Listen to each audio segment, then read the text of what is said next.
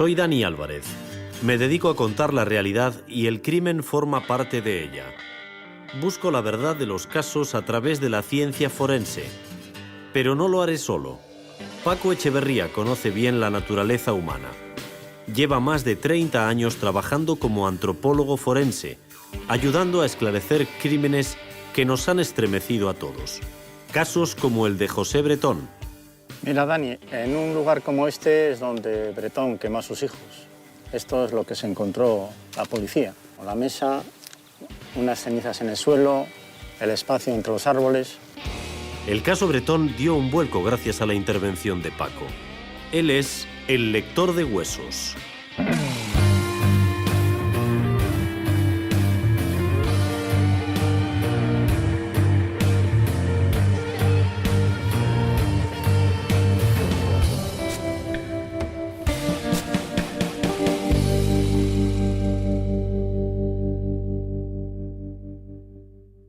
O sea, que en una hoguera como esta fue donde los quemó. Sí, eso está verificado absolutamente.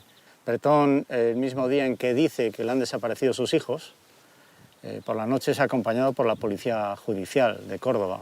Y ellos realizan una mínima inspección y se encuentran con que hay unos rescoldos con hoguera, con calor, y preguntan, bueno, ¿y esto qué hace aquí? Y él dice, bueno, pues yo he hecho yo este mismo fuego. En ese instante nadie se imagina lo que realmente encerraba. ¿No sospechan desde un primer momento que no, los había quemado ahí? No, para nada. Pero además es que quizás sea lógico, ¿no? Este hombre denuncia que se le han perdido los niños y uno, por muy policía que sea, no puede imaginar que los ha asesinado. La policía, en lógica, pone un dispositivo, empieza a preguntar, le acompaña, es un acto de humanidad acompañarle a su casa, porque es un hombre en todo caso preocupado, y gracias a que eso ocurrió esa noche, es por lo que la hoguera, como digo, pudo ser intervenida y eso llevó a un siguiente paso, que es la intervención de la policía científica. El 8 de octubre de 2011, José Bretón acaba con la vida de sus dos hijos, Ruth, de 6 años, y José, de 2. Lo hace de una forma cruel, quemando sus cuerpos en una hoguera. Los destinos de dos personas se cruzaron en este caso, Paco Echeverría y Ruth Ortiz, la madre de Ruth y José. Ambos con el mismo objetivo, saber qué pasó con los niños.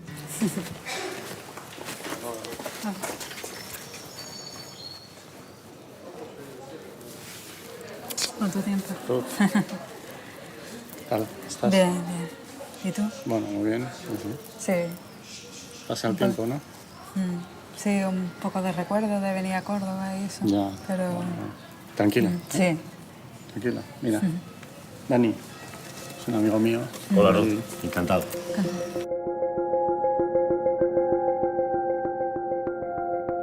Vamos con él.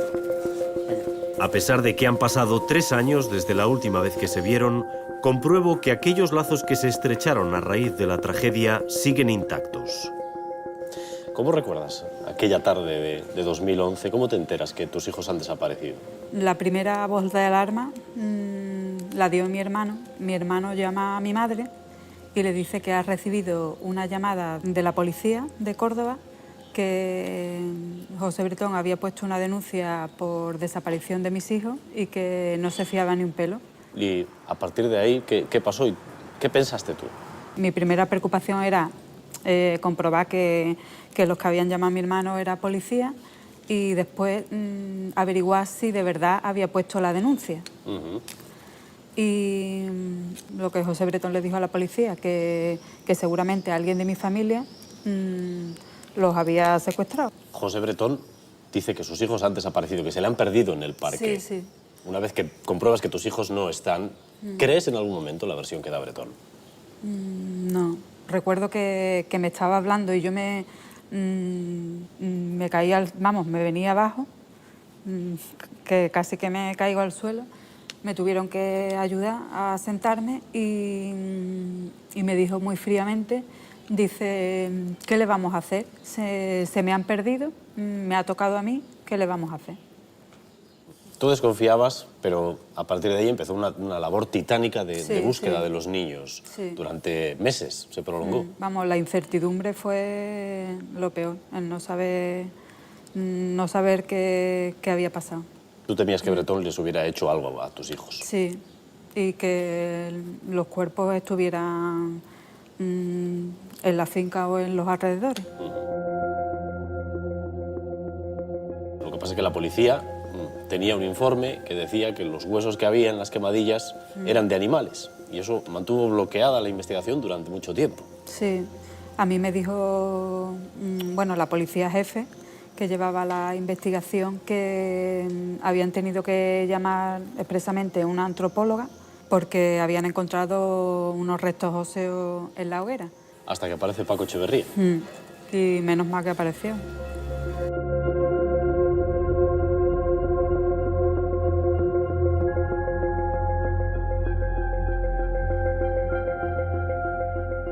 De todos modos, Paco, tú en el caso de Bretón entraste un poco de rebote, ¿no? Fue una casualidad absoluta, parece mentira, pero fruto de una conversación con un técnico que estaba colaborando con la policía y que había estado en la finca varias veces. ¿Quién fue?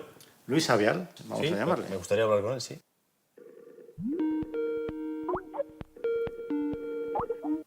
Hombre, Recordarás que nos encontramos en Badajoz, llevabas unos meses investigando este asunto, estabais convencidos de que quizá los niños estaban en la finca, pero había que buscarlos. Me facilitaste una serie de fotocopias y ahí se fue centrando todo, ¿verdad? lo que Paco ve es fotocopia de fotocopia de fotocopia de fotocopia de una fotocopia de un sumario judicial. Que tú, sin ver un solo documento, sacaste la conclusión adecuada, es decir, no, efectivamente eso es una hoguera, efectivamente han quemado huesos, pero yo te digo, vale, pero es que los huesos son de animales, y tú dices, no, debe haber sido un error del aspecto forense, ¿no? Pero me dijo Paco, más o menos, yo no me puedo meter en esto y, digamos, analizar lo que están haciendo otros forenses. Y claro, yo lo lancé al cuello, le dije, Paco, tú no, pero yo sí. Y entonces, según volví ese día a Madrid, llamé al comisario jefe de la investigación. En cuanto le dije que era el forense de la Seizabala, él le cambió la cara. Sí me dijo, bueno, vamos a ver si algo se puede mirar.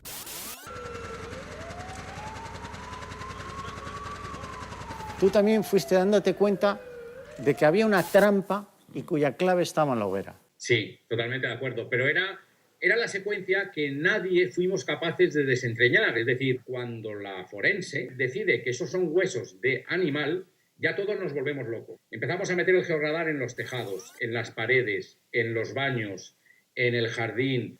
El equipo de élite de la Policía del Estado está intentando resolver un crimen durante 9 meses. Han retirado a los inspectores, digamos, locales, ha llegado a la unidad central y resulta que lo que está esperando todo el Estado, que es encontrar estos niños, lo tienen encima de sus cabezas en un armario de la policía científica. ¿Tú recuerdas que llegó un momento en que te dije, Luis, no sigáis buscando, los niños ya han aparecido, están guardados en una caja en sede policial y, por lo tanto, en condiciones de custodia garantizadas? Mira, ahora mismo me está poniendo la carne de gallina. Claro, los policías nos decían todo el rato, sabemos que de aquí no han salido. Claro. Y encima este individuo se reía de nosotros. Y me acuerdo de una anécdota, ¿no? Pasando el radar con el comisario, él le dice, ¿qué es esta máquina?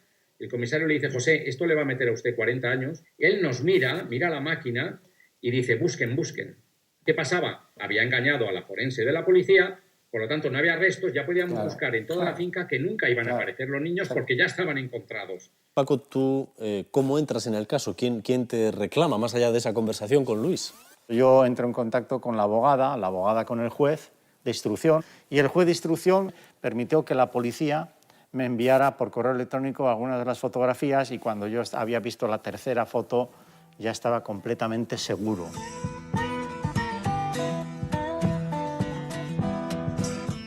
Reposo, tú eres la abogada de Ruth. ¿Cómo empieza el proceso de relación, de implicación de Paco en este caso? Paco Echeverría llama en mi despacho el día 31 de julio del año 2012. Yo estaba en Las Quemadas. El 1 de agosto, cuando vuelvo al despacho, me pongo en contacto con él, lo llamo. Al final me dijo que creía que los restos óseos de la hoguera eran de los niños. Bueno, otro loco más que se ha puesto en contacto conmigo.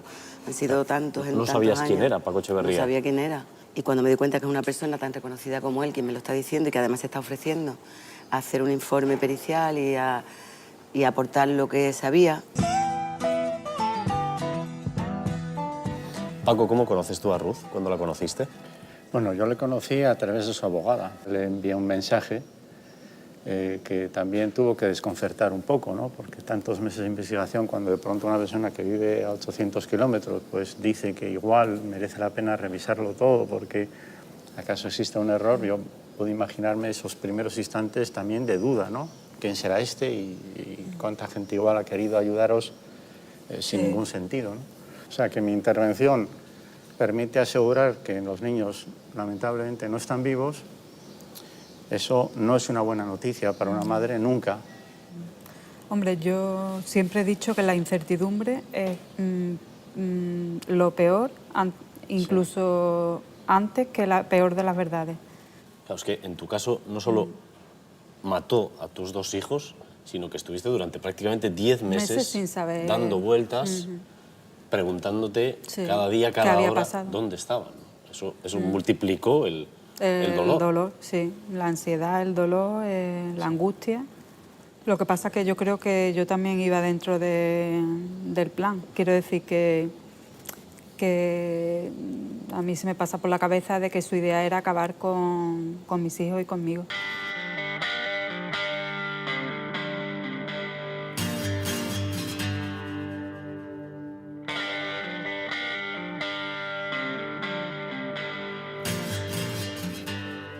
¿Cómo trabaja la policía científica cuando llega aquí a la escena del crimen? Bueno, la policía científica tiene un mayor nivel de especialización y además también trabaja en el laboratorio. En primer lugar, acordonar la zona y proteger el sitio. En segundo lugar, fijar mediante fotografía y vídeo todo lo que tenemos, sin tocar nada. Luego, en una tercera fase estaría qué selecciono yo de lo que tengo aquí delante como para que pueda ser analizado con más detalle en los laboratorios. La mesa entera, algunas huellas que hay en la mesa, el conjunto de cenizas, todas las cenizas. Esta no es una tarea fácil. La zona está protegida, pero ¿para qué sirven estas cuerdas, estas cuadrículas? Sí, pues mira, esto están sencillamente para poder dominar mejor el espacio. Si lo dividimos en parcelas, podríamos ir recogiendo lo que hay en cada parcela, en cada cuadrante, de esta manera seleccionarlo para después hacer una reconstrucción. Estamos en la 3. La B3, sí, como en los barcos, sería... Exactamente. Es la que a lo mejor primero nos llama la atención. Podemos empezar por cualquiera. Ahora, hay que llevar un poco de orden. En este caso, podríamos empezar por ahí en el centro, porque hay una mayor concentración, también ya estás viendo, de cenizas, ¿no? Y esto es lo que ahí se encontró. Un conjunto de cenizas de un espesor que casi tapaban lo que había en el fondo y entre las cenizas. La primera apariencia es que eso es simplemente un polvo de ceniza que no tiene nada, pero al pisarla, al poderla ver en espesor, dices, no, pues aquí hay cosas dentro. Y las que hay dentro tienen algún interés, como ese granulado de madera. ¿De qué madera es, por cierto? ¿Es una madera que coincide con la versión que está señalando Bretón o no? ¿Por qué hay madera si él dice que quemó unas cajas de cartón con ropa?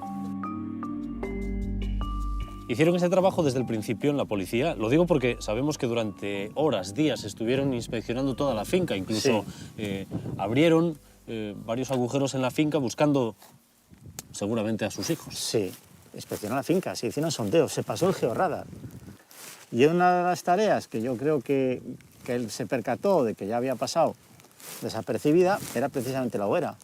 Cuando llegaron las noticias, no, la hoguera carece de interés, nada de lo que hay en la hoguera importa. Y llegó un momento que efectivamente, incluso debajo de la mancha de las cenizas, hicieron un sondeo, porque una de las sospechas es, y si lo que ha hecho ha sido matar a los niños y enterrarlos en el suelo y encima ha hecho una hoguera para despistar, para que de esa manera los perros tengan una mayor dificultad. De tal manera que si no hubieran hecho bien su trabajo los responsables de la policía científica, no hubiera sido posible volver atrás. Exacto. Y analizar esos restos. Exacto. Mira, vamos a hacer una cosa. Vamos a salir del área que hemos perimetrado y aquí en concreto tú criba esto, muévelo.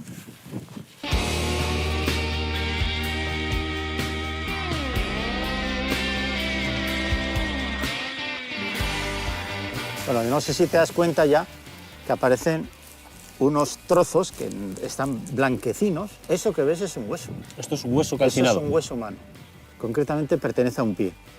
Y la localización de huesos quemados de pies o de dientes o fragmentos de cráneo permitía poder entender cómo había sido colocado al menos uno de los cuerpos de los niños. En función de en qué cuadrícula estaban los restos de huesos, podríamos saber cómo los colocó para quemarlos. Sí, efectivamente. Lo primero que vieron al mover las cenizas es algunos de los fragmentos de hueso y lo referenciaron con esos conos que ves, 1, 2 y 3. En esa posición, y puesto que eran trozos de hueso, ya veis la diferencia que puede haber con respecto a los carbones, lo que se hizo fue llamar al juzgado y compareció el juez de instrucción, la secretaria judicial y el médico forense que estaba de guardia.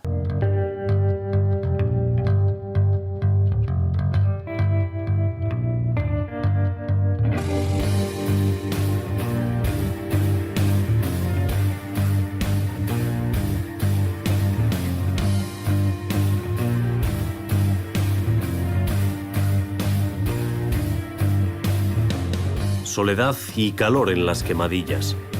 La zona no invita a quedarse.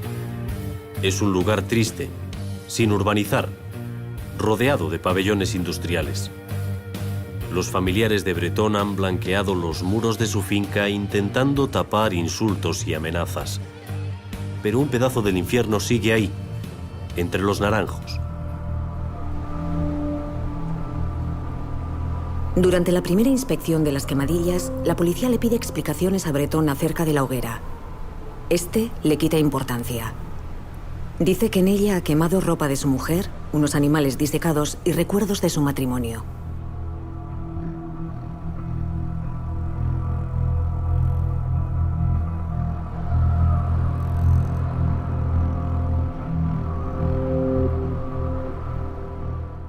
Esta es, Paco, la hoguera según Bretón.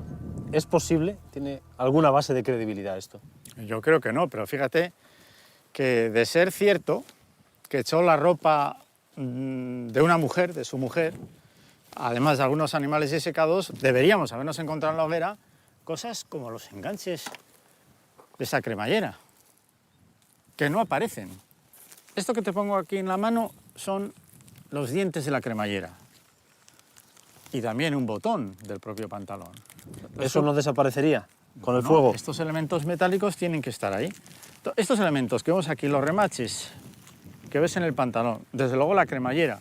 O si recogemos el sujetador, que tiene unos aros aquí dentro, fíjate, se quedan quemados, se quedan de esta forma.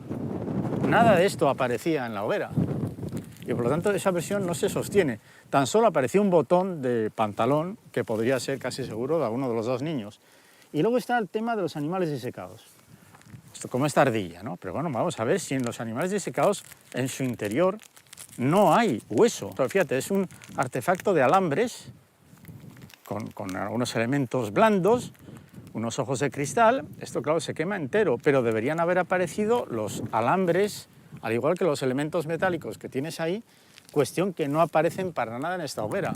Y por lo tanto, esa es una versión que dice él, pero que técnicamente no se sostiene y que está acreditado además que en ese punto es falsa, completamente falsa. ¿Por qué tiene la necesidad de mentir en ese punto? Eso nos llevaría a la pista del resto de las evidencias que sí tienen fundamento, como son las esquirlas de hueso quemadas y que además son humanas. No se ve a nadie por la zona. Con el calor de la tarde, los vecinos se refugian tras los muros de sus fincas. Quizá no les apetezca recordar el suceso que ha convertido su barrio en un lugar de horror.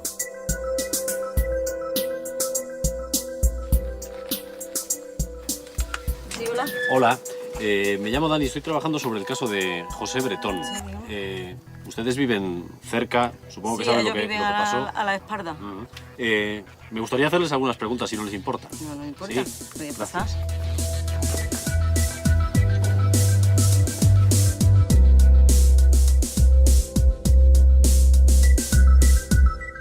¿Qué recuerdo tenéis del día de la hoguera? ¿Os enterasteis de algo? Había un olor muy fuerte, pero claro, nadie podía llegar a imaginar que ese olor tan fuerte hubiera sido capaz un padre de quemar a unos niños, vamos. Eso es increíble.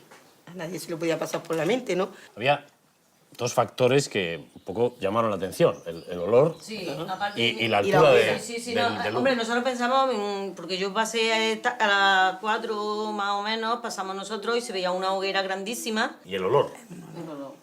Pero, hombre, no era normal. El humo, sobre todo, era muy negro. Muy negro, muy negro, muy negro. Pensábamos que eran del vecino de al lado, que tiene un taller, que eran neumáticos que estaban quemando. Luego ya al día siguiente pues ya empezaron a dar la noticia y claro, pues ya quien vio ese humo pues sabía, no se lo podía imaginar que podía haber sido eso. Pero veo que aquí tenéis una asociación vecinal bastante potente, os habéis movido con respecto a este tema, habéis organizado protestas y demás. Sí, sí, muchísimo. Aquí hemos estado con la policía buscando pozos que hay por aquí, por si hubieran estado echados en un pozo. Aquí estuvieron las avionetas por la noche, con las iluminaciones esas. Y por el río también. Eso fue buscando por el río. Horrible, vamos, horrible. He visto que las pintadas que habíamos visto con insultos hacia Bretón, llamando al asesino y demás, se han borrado. Ha habido de todos los escritos, han puesto de todo, ¿no? Y cada día había un escrito y entonces la familia pues lo pintó todo. Además dijeron que como se volvieran a manifestar delante de la puerta que iban a denunciar y entonces ya pues se cortó el tema, pero ahí no faltaba una vela, no faltaba... O sea que lo que poníais por el día lo borraban por la noche. Al día siguiente ya no estaba. Sí. Y cuando se confirmó que había sido Bretón quien había matado a sus hijos, ¿eso qué impacto tuvo esto aquí? Tantos meses con televisión, siendo protagonistas de... Es que no nos lo hemos creído nunca. Creído de que eso hubiera podido pasar aquí, sobre todo yo no me he creído eso nunca. Hasta que ya no... ¿Qué más, hombre? Ya cuando empezaron a decir que había un zulo y que había puesto una mesa, que... Esto a lo mejor ha cambiado la vida de todo este vecindario, ¿no? Porque va a quedar recordado como el sitio de un crimen horrible. Sí, ahora te preguntan y ya en vez de decirte las quemadas donde mataron a los niños. Vale. Es muy fuerte.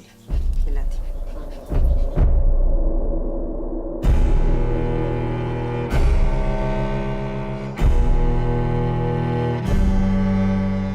¿Cómo era José Bretón? ¿Por qué te querías divorciar de él?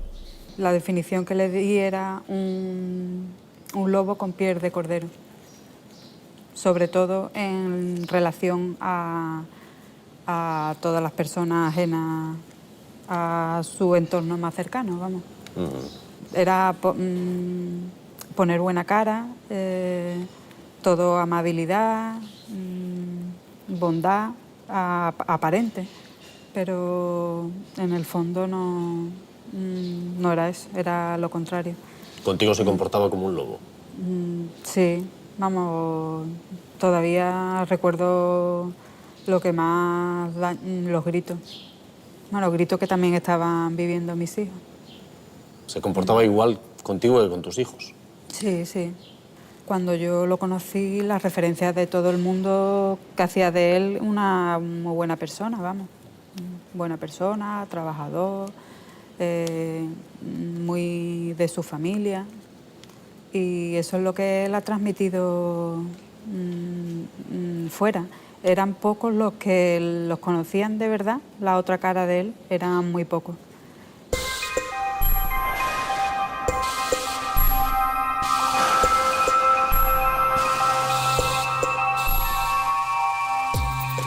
Doctor Sáez, usted es médico forense y dirige este Instituto de Medicina Legal aquí en Córdoba. El juez del caso Bretón le requirió para que se hiciera un examen psiquiátrico de Bretón. Hicimos un primer informe cuando prácticamente al mes o mes y medio de estar José Bretón detenido, cuando todavía estaba acusado simplemente de simulación de delito. Posteriormente, una vez que aparecieron los huesos, que luego se demostraron que fueron de los niños y se le cambió la imputación, hicimos un segundo informe un año después. ¿Qué conclusiones arrojaron esos informes? José Bretón no tiene ni patología mental, ni retraso mental, es más, no tiene ni siquiera un trastorno de personalidad. ¿Bretón no es un psicópata? No, no. La psicopatía es un tipo de trastorno de personalidad y no cumple los criterios que se necesitan en las clasificaciones internacionales para llegar a hacer ese diagnóstico. Otra cosa es que tenga algunos rasgos. Tiene rasgos ancásticos, tiene rasgos suspicaces, tiene rasgos narcisistas, tiene rasgos antisociales, tiene rasgos de muchos trastornos, pero no configura uno en especial. ¿Está usted diciendo que Bretón es una persona normal? Es que el concepto de normal es muy relativo, porque lo que puede ser normal para unos no es normal para otros. Lo que estoy diciendo es que Bretón no es un enfermo mental. Enfermo mental no, pero rasgos de psicopatía sí. Porque, vamos, yo lo poco que he leído sobre el tema, que encaja perfectamente en cómo es él, en cosificar a las personas, la frialdad, la falta de empatía, que encaja en su perfil.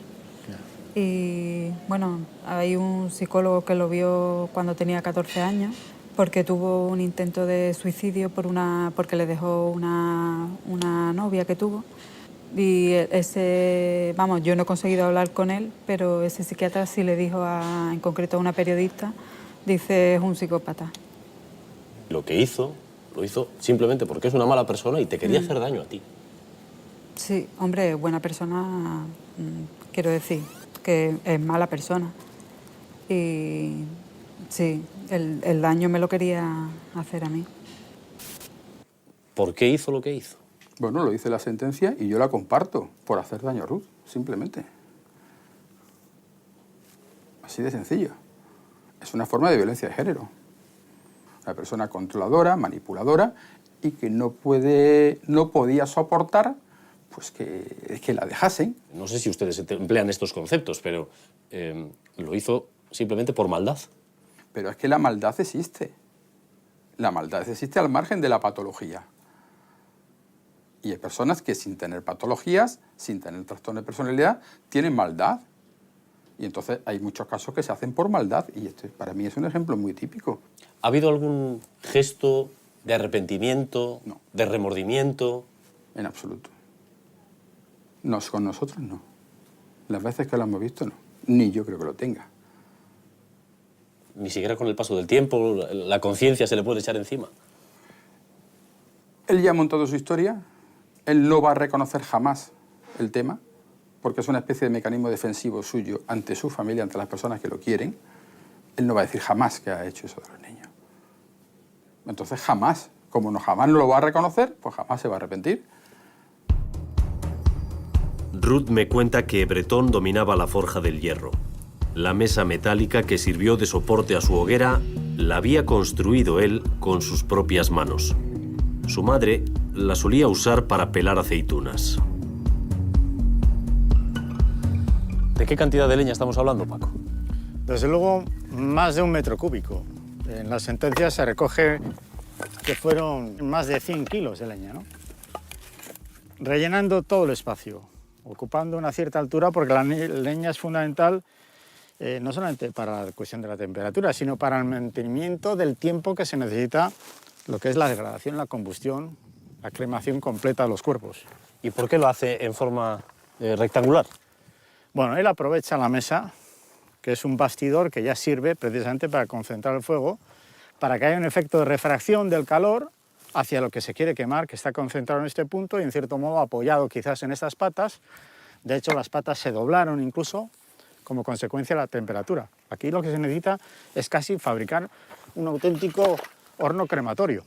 Además de la leña, parece que utilizó algún tipo de líquido, seguramente gasoil, en decenas de litros y en diferentes momentos. Es probable que regara la leña, la empapara absolutamente entera, con toda la cantidad de gasoil que podía tener por allá. De hecho, finalmente la temperatura fue también tan alta que incluso hasta el suelo quedó endurecido. Este individuo, Bretón, estuvo en Bosnia, fue militar. Sí. Hay que tener conocimientos especiales para montar un horno crematorio, como tú lo llamas. Yo creo que sí, porque muchas de las veces en los crímenes en donde se ha pretendido hacer desaparecer el cadáver mediante el fuego, casi siempre han salido mal ese tipo de tareas. No son pocos los crímenes en que se asesina a alguien y después se le da fuego a la casa y se provoca un incendio y se quema la casa, claro, pero el cadáver prácticamente aparece medio quemado, pero es suficiente como para poder estudiar incluso las heridas por arma blanca, etc. Aquí, sin embargo, lo que se quiso garantizar no es una carbonización del cadáver, sino una auténtica incineración. Y eso es algo que se logró. También los cuerpos eran de 2 niños. Quizás sea más fácil hacerlo así. Además, en la escena apareció una pértiga, una vara parecida a esta, que está en parte también quemada. ¿Tú para qué crees que le servía esto en la escena de la que estamos hablando? Me lo puedo imaginar, pero sinceramente prefiero no hacerlo. Es casi seguro que él no pudo estar trabajando a una corta distancia porque la temperatura es elevadísima y tuvo que hacer algunas de las tareas de movilización de la leña, etcétera, para garantizar precisamente el resultado final a través de la pértiga. Y esta pértiga ahora aparece cuando llega la policía esa misma noche no solamente está la mesa y los rescoldos, sino que aparecía la vara tirada en una esquina.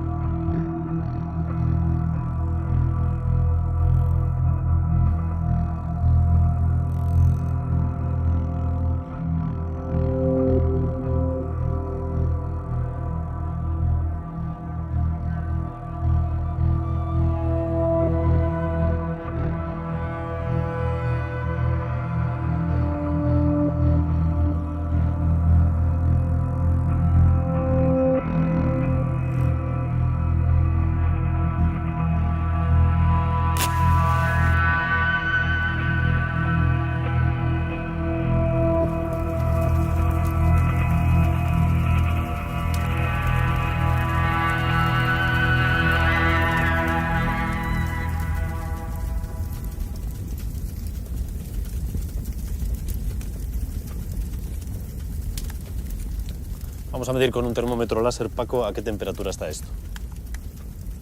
Estamos ya por encima de los 400 grados. Sí. ¿Qué temperatura llegó a alcanzar? Como mínimo 600, y acaso más. ¿Y cuánto necesita un cuerpo humano para ser completamente destruido por el fuego? Necesita temperatura y también tiempo. La clave está en que ahora la madera va a estar unas horas ardiendo y a 600 grados, si se mantiene en esa llama viva, durante varias horas se consume por completo. El efecto de la pantalla, la concentración del calor y la llama viva. Eso, si se mantiene horas, consumiría por completo el cuerpo hasta el nivel de dejar los huesos totalmente rotos, blanquecinos y habiendo consumido todo el carbono. Durante tanto tiempo, varias horas, no sabemos exactamente, a 1000 grados, una columna de humo espectacular. Los vecinos lo perciben, se veía a kilómetros de distancia. ¿Tuvo suerte de que nadie se le presentara en la finca a ver qué estaba pasando allí? Es probable que no imaginara que en el primer instante podía provocar semejante columna de humo. Lo que sí sabía es que tenía que tener la leña suficiente como para que ahora, durante unas horas, en esa llama viva se reduzca por completo. Y aún así, quedan restos. Claro.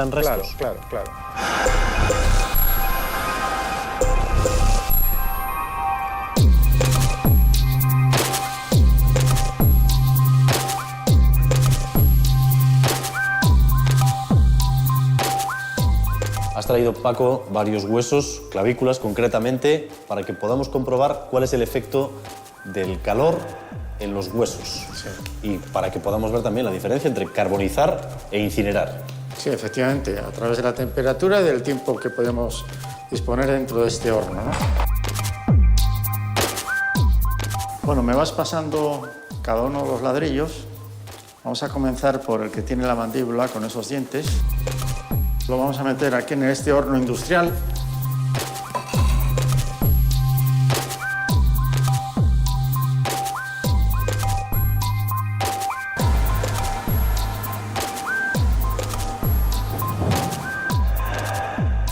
Bueno, ya lleva unos minutos a menos de 300 grados. Vamos a abrir la puerta. A ver el efecto. Voy a sacar uno de ellos, no cualquiera. En este caso no vemos alteración ninguna, pero sin embargo, al haber estado a algo más de 200 grados, el ADN ya se ha estropeado por ¿Ya se ha perdido? Ya no habría ninguna posibilidad de extraer ADN de aquí. Estamos a algo más de 300 grados y lo que vemos es que el hueso, en este caso la segunda clavícula, está carbonizada. Está ennegrecida, hay algunos puntos blanquecinos, parece que se han empezado a incinerar, pero en general el hueso ya está en esta fase de carbonización, incluso esto es quebradizo, se rompe, muy fácil. Así es entonces como podría quedar un esqueleto después del incendio de una vivienda o un accidente de tráfico que termina en incendio. Sí, las partes blandas se quedan también carbonosas y el hueso puede estar en parte ennegrecido, algunas partes protegidas por las masas musculares, pero lo que diríamos es que es un cuerpo carbonizado. En el tercer ejemplo lo que haremos es someter los huesos que quedan ya a la incineración.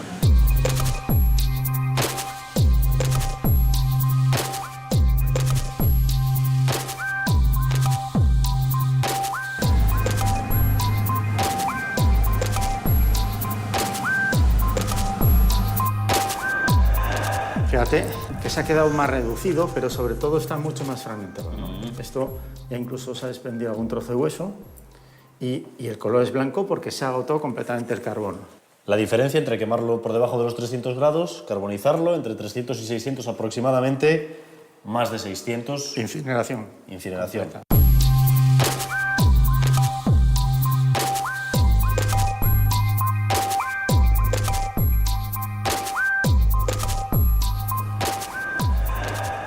En la mandíbula apreciamos que las condiciones son similares. Tú fíjate que las coronas han estallado, hay trozos que ya han saltado incluso.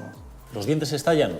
Se estallan porque se agrietan más fácilmente como consecuencia de la diferencia de temperatura y del calor, entonces caen en trozos. Esto todavía está muy caliente, pero a nada que lo toquemos se va a desmoronar completamente el diente. Bretón logró llegar a esta posición final. Fue eficaz a la hora de quemar los cuerpos porque logró la incineración completa. Bretón llegó a esta fase, a la fase de la incineración. En ese sentido, como decías tú, fue eficaz. Pero ¿hay alguna diferencia entre hacerlo aquí en un sitio cerrado, en un horno industrial, hacerlo al aire libre como lo hizo él? Es mucho más difícil hacerlo al aire libre. Hay que ser muy ingenioso para lograr tan eficazmente la incineración. La mayoría de la gente que lo intentase le saldría mal.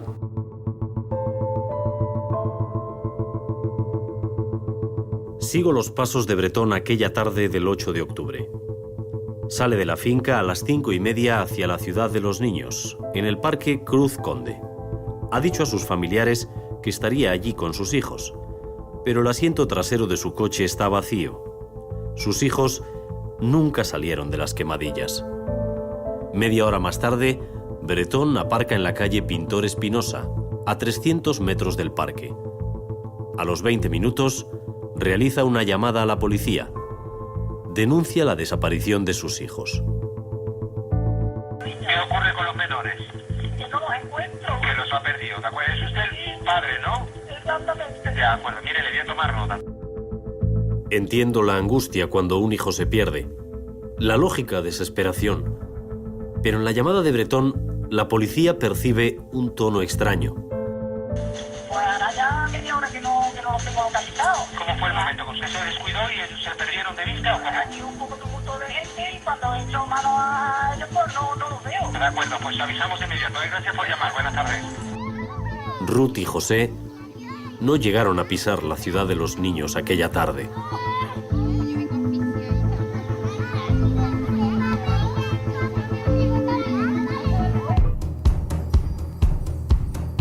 ¿Se investigan suficientemente los restos infantiles para evitar errores forenses como el del caso Bretón?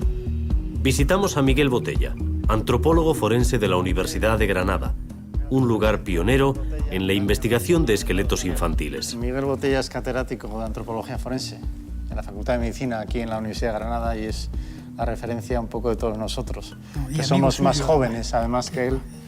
Y su laboratorio además tiene un reconocimiento a nivel internacional importante y siempre los casos al final hay que consultarlos y es una persona muy generosa en ese sentido. Enséñanos tu laboratorio, por favor. Cuando queráis, ahora mismo.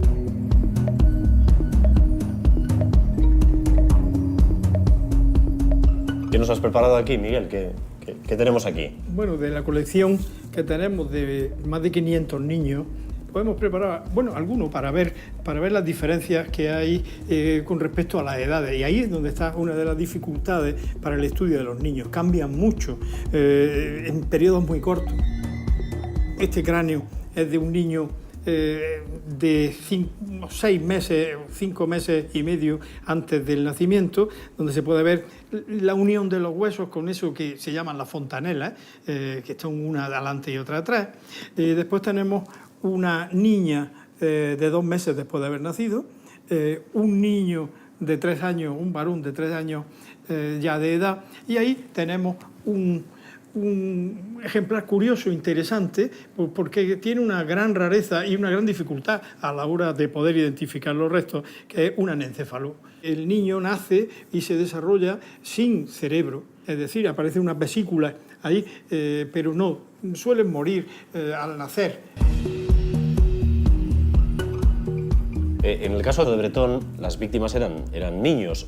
¿Extraéis información de toda esta colección que tenéis aquí? Naturalmente. Aquí, concretamente, estamos estableciendo los parámetros de crecimiento y de diversidad morfológica con respecto a las distintas etapas de edad de los niños. Aparte del tamaño y de la fragilidad, ¿hay algunos indicadores que os saquen de dudas cuando veis fragmentos de huesos, de esqueletos que pueden ser de niño?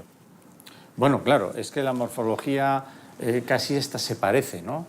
Lo que estamos viendo aquí es un fémur, pero alguien podría equivocarlo con un resto faunístico. Y por eso hay que conocer la anatomía humana del adulto, que es la que se estudia, pero también la de los restos infantiles. Este tiene 2 meses de supervivencia, y tú fíjate que el frontal son en realidad 2 huesos, están separados completamente, porque ahí hay una sutura, cuestión que vas a volver a apreciar aquí en los otros infantiles. Claro, y aquí ya no, aquí ya no. Y en el adulto, en este adulto, ya no se ve esa línea, que es la línea metópica. ¿Y hay algún momento en el que se puede determinar que un esqueleto ya es adulto? Sí, claro. Claro. Esta sutura metópica ya desaparece en el adulto a partir de los 6 años.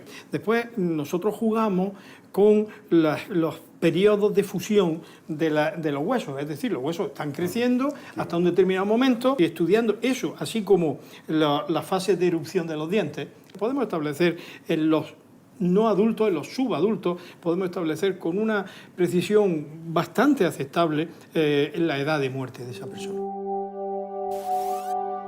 Josefina Lamas, la antropóloga forense de la policía, tuvo en sus manos las pruebas para resolver el caso en los primeros días. Su error, al confundir los restos de los niños con huesos de animales, hizo que la angustia de Ruth y su familia se alargara durante meses. ¿Por qué se equivocó Josefina Lamas? Al ver el diagnóstico que había hecho Josefina Lamas, no te callaste. No, porque era el caso claro y permitía explicarlo todo. Conocí algo a través de los medios de comunicación, no tenía ningún detalle, hasta que de pronto alguien me empezó a hablar, me fue explicando y dije, hombre, pues esto no es así. Y no me resultaba tan difícil, en concreto, poder hacer el ejercicio de demostración de que tenía razón en mi versión. Yo no lo hice para descalificar a nadie. Lo hice, entre otras cosas, porque pudimos aclarar el asunto completamente.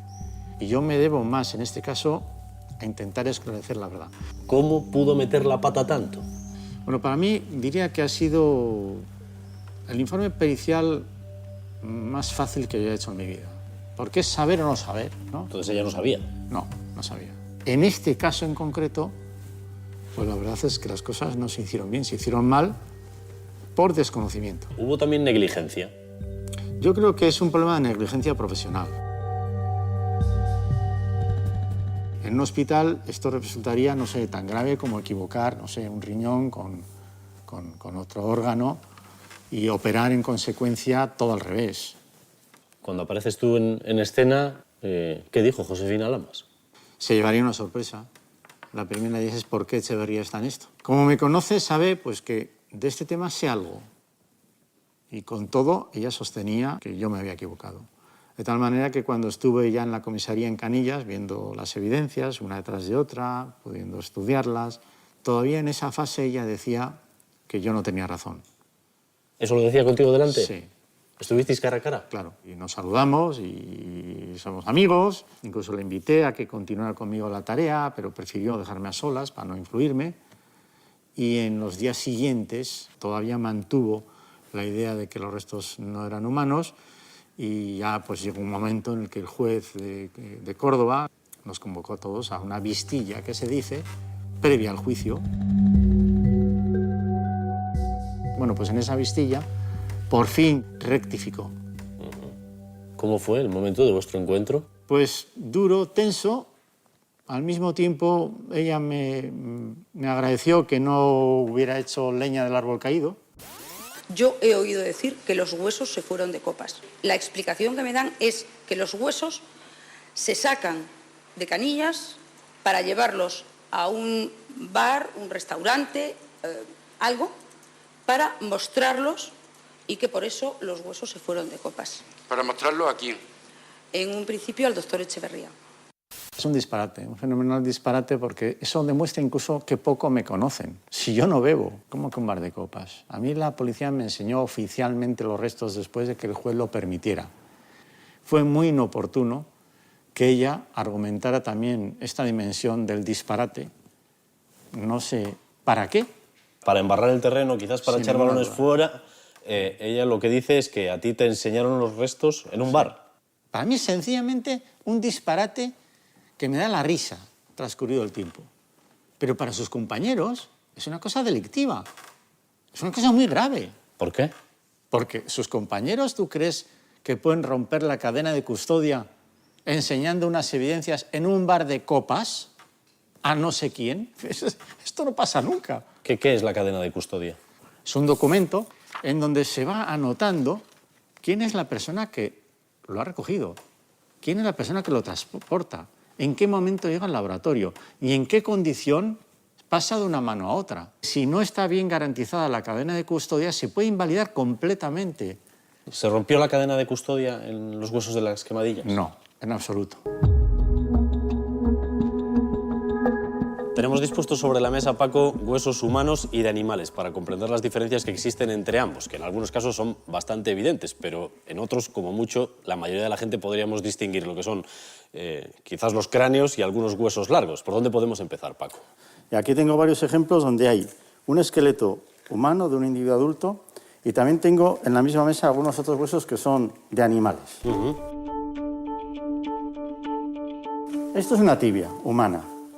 Se ve claramente y coincide este hueso de manera idéntica con el que ves sobre la mesa. Sí, quizás este es un poco más grande, pero... Exactamente, por lo tanto sería más alto. Bien. Y este es otro hueso que es idéntico, más grácil que ese, pero también puedes ver que tiene la misma morfología.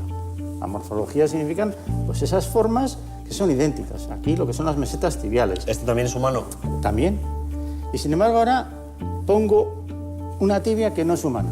Bueno, es más ancho, pero a primera vista podría decir quizás es de un individuo más fuerte. Pero coinciden que en la anchura, la longitud y la robustez esto claramente no es humano. Ajá. De hecho, pertenece a un oso. Esta es la tibia de un oso. Sí. ¿Y en el caso de un esqueleto de niños?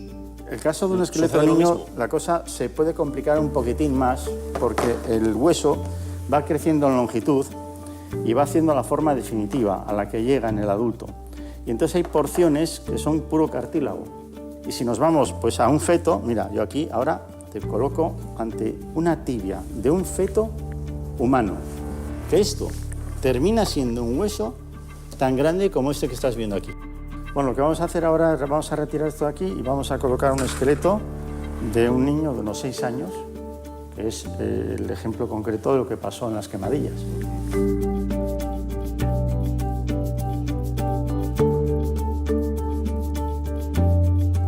Un cráneo en el que vemos la dentición, donde ya está el molar de los 6 años. Es un cráneo grácil, en el que se ven estas suturas muy marcadas, lo que significa que es una persona que no es muy mayor. Es uno de los criterios que utilizamos para calcular la edad. Aunque si el sujeto no es adulto, lo que mejor funciona es el grado de erupción de los dientes y el reemplazo de unos dientes por los dientes de leche por los dientes definitivos.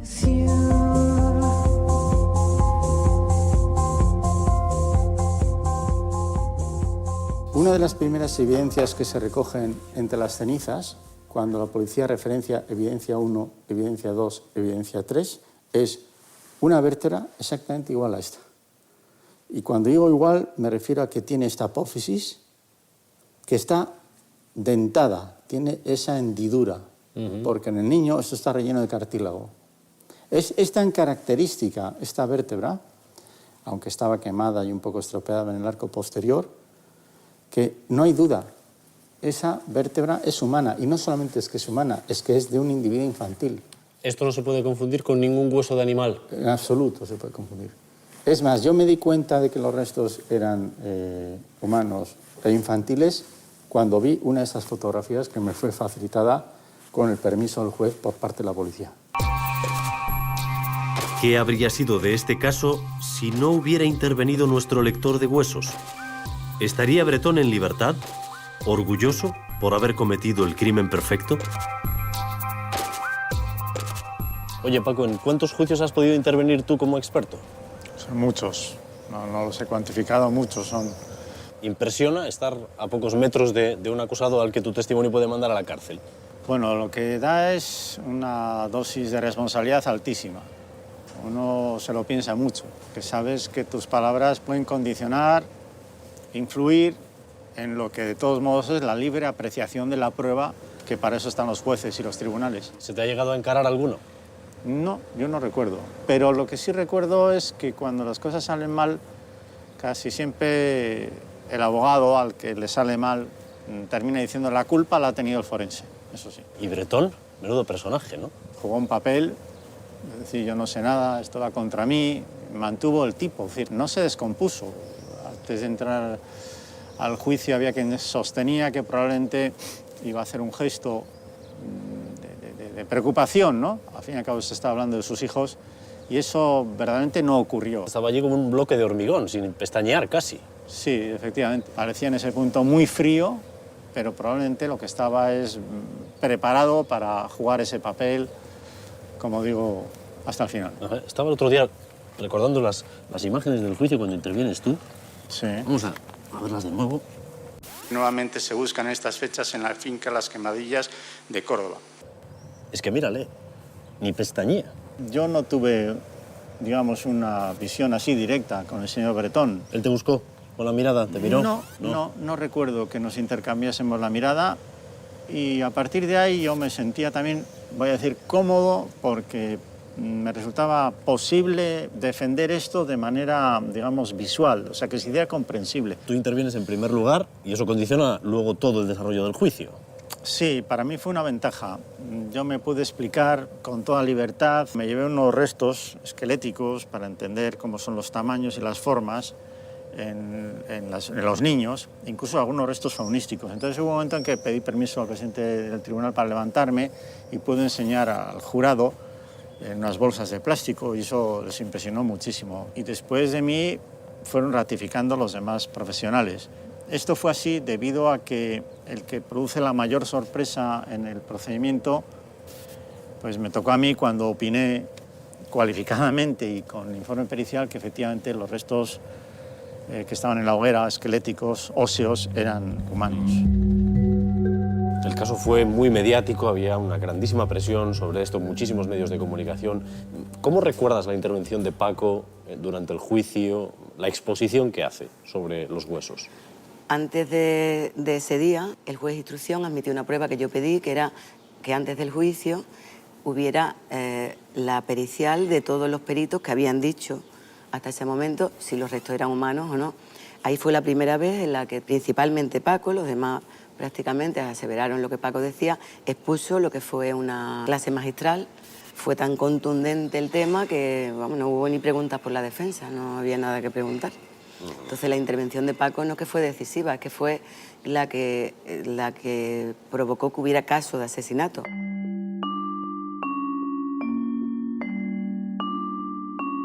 El arma de Martín Olmos es su bolígrafo. Con él, este periodista y dibujante bilbaíno retrata a los criminales más temidos, al tiempo que desnuda su alma enferma. ¿Cómo habrá dibujado a un tipo como Bretón? Llevas muchos años retratando el mal, Martín. ¿Cómo consigues captar esa esencia del mal y trasladarla luego a tus dibujos? Intento crispar los rasgos faciales de los facinerosos a los que retrato, porque al fin y al cabo creo que es la huella, es el estigma que van a guardar de su vida atormentada. ¿Es más sencillo o más inspirador el mal que el bien?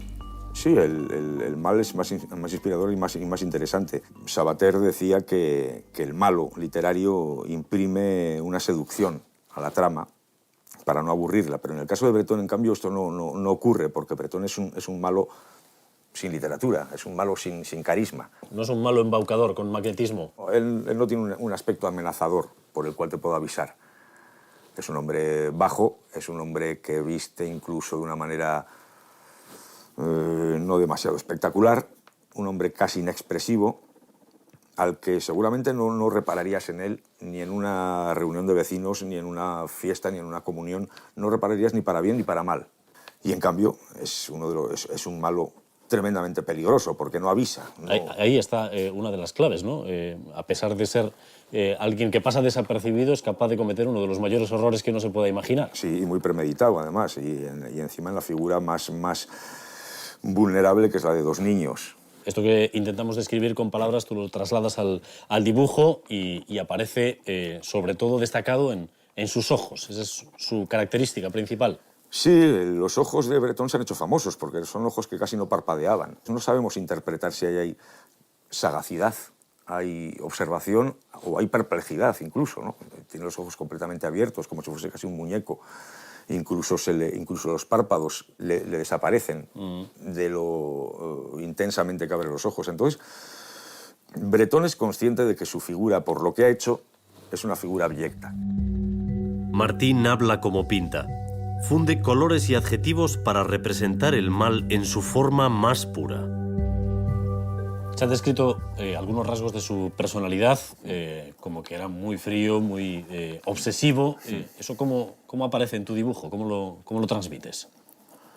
A mí algo que me llamó la atención es que este hombre fue militar profesional, incluso estuvo destacado en Bosnia. Es algo que me sorprendió bastante en un hombre como Breton, ¿no? Y de repente ves a un hombre que, con todos mis respetos hacia los porteros de finca, por ejemplo, parece más un portero de finca que alguien que haya estado en un escenario bélico.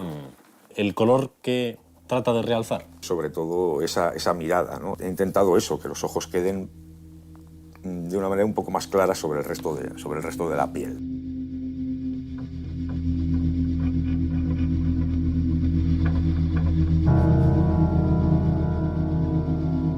El 8 de octubre, José Breton sale de casa de sus padres a la 1:30. Llevan el coche a sus hijos, Ruth y José. Dice a su familia que van a comer con unos amigos. Sin embargo, su destino es la finca de las Quemadillas. En un punto del camino, suministra a sus hijos un número indeterminado de tranquilizantes para facilitar su adormecimiento total, o quizá su muerte.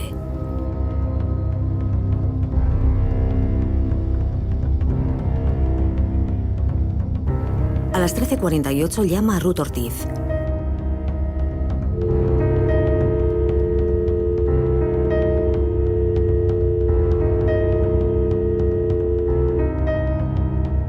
No logra comunicar con ella, por lo que decide seguir con su propósito criminal.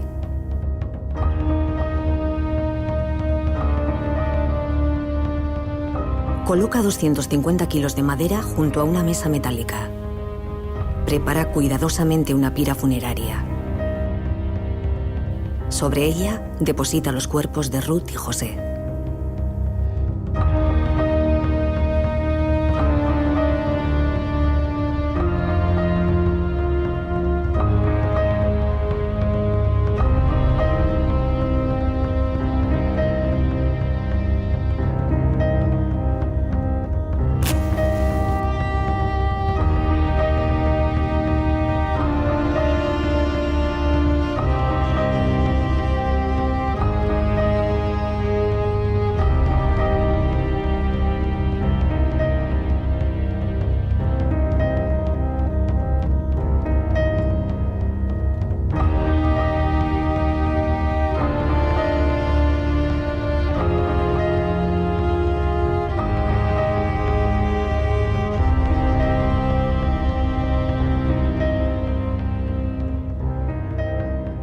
Ahí, en este intento de remontada de tu vida, Ruth, ¿qué papel juega el recuerdo de tus hijos? ¿Cómo les recuerdas?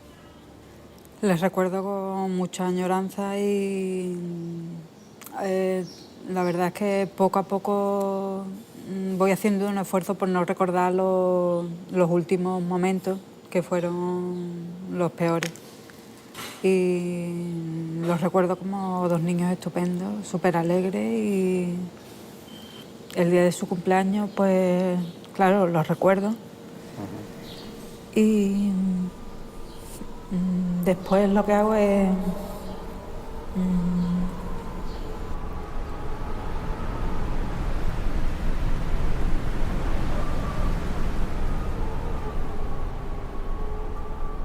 Lo de esta hoguera, Paco, se va a recordar durante mucho tiempo. Le ha cambiado la vida a un montón de gente. A las víctimas, por supuesto, al propio Bretón y seguramente también a ti. Ser la persona que resolvió el caso Bretón, ¿a ti no te ha cambiado la vida? Bueno, a mí me afectó, porque desde la distancia, fíjate, parece mentira que se pueda aportar alguna información que es tanto como cambiar una pieza del puzzle, ponerla en su sitio y a partir de ahí se entiende y todas las demás piezas van a donde les corresponde y se ve la imagen final, sí. Después de todo este proceso hay una cosa que yo sigo sin explicarme. ¿Cómo es posible que la forense de la policía no viera lo que todos visteis después? Es cuestión de especialización. Cada uno somos expertos en algo, ¿no?, dentro de las ciencias forenses. Y verdaderamente, en este caso, pues hay un desconocimiento sobre lo que significan restos completamente quemados, incinerados hasta ese nivel. Y yo creo que hay una frase como conclusión para todo esto, y es que los ojos no ven nada más que aquello que ya conocen. Y si no encuentran lo que buscan, dicen que no hay nada. Eso es lo que pasó, realmente. The bats are in the belfry. The Jew is on the moor. Where are the arms that held me and pledged to love before? But you're innocent when you dream. When you dream, you are innocent when you dream. I made a golden promise that we would never part. I gave my love a locket, and then I broke.